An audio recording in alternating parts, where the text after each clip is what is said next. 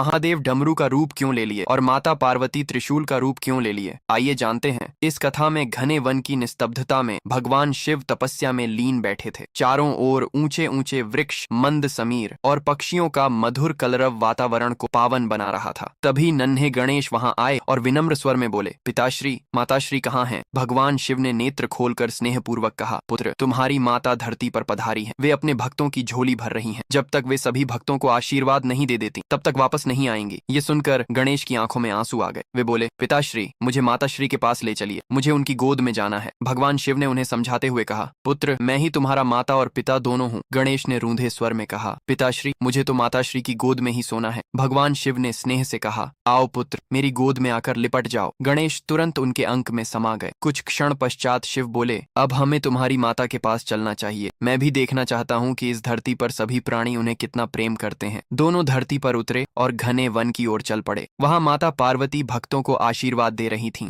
जैसे ही उनकी दृष्टि भगवान शिव पर पड़ी वे मुस्कुराईं। गणेश ने पुकारा, माँ। भगवान शिव बोले, हे देवी अब तो अपने पुत्र को अपनी गोद में उठा लीजिए। इतना सुनते ही माता पार्वती हंसते हुए वन की ओर दौड़ पड़ी। शिव और गणेश भी उनके पीछे पीछे चले। माता पार्वती ने मधुर स्वर में कहा, हे प्रिय स्वामी यदि आप मुझे पाना चाहते हैं तो मुझे खोज कर दिखाइए। इतना कहकर वे असंख्य त्रिशूलों के रूप में प्रकट हो गईं। चारों ओर समान आकार और तेज से चमकते त्रिशूल खड़े हो गए। यह देखकर गणेश बोले, पिताश्री इतने त्रिशूलों में हम माताश्री को कैसे पहचानेंगे? भगवान शिव कुछ क्षण ध्यान मग्न रहे। फिर वे दिव्य डमरू के रूप में प्रकट हो गए और तीव्र गति से नाद करने लगे। डमरू की ध्वनि से समस्त वन गूंज उठा। उसी समय एक त्रिशूल धीरे धीरे झूमने लगा। वह झूमते झूमते आकाश में उठा और उसके मध्य से माता पार्वती अपने दिव्य स्वरूप में प्रकट हो गईं। उन्होंने कहा, हे स्वामी अब आप अपने वास्तविक रूप में पधारें। भगवान शिव अपने मूल स्वरूप में प्रकट हुए। गणेश आनंदित होकर माता की गोद में जा बैठे। माता पार्वती ने स्नेहपूर्वक उन्हें आलिंगन में भर लिया और भगवान शिव के चरणों में पुष्प अर्पित किए। तीनों पुनः वन की ओर विहार करते हुए चले गए। जाते जाते गणेश ने मुस्कुराकर कहा, जो कोई इस कथा को सुन रहे हैं उसने मेरे मां पार्वती के लिए लाइक और सब्सक्राइब नहीं किए हैं।